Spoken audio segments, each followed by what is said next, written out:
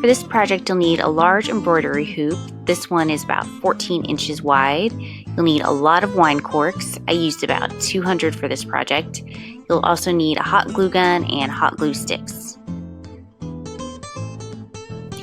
First, we'll add a layer of corks to the inside of the embroidery hoop by adding some hot glue on the bottom third of the wine corks. I like to glue them standing up so that you can see all the different colors and textures on the ends.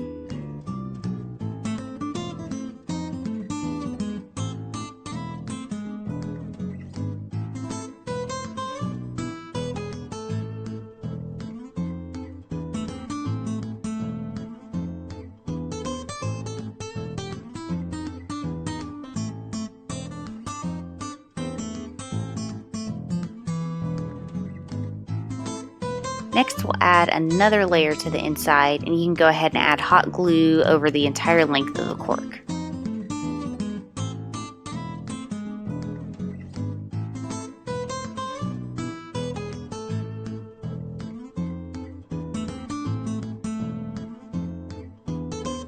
Continue gluing more layers of cork to the inside until you fill up the entire embroidery hoop.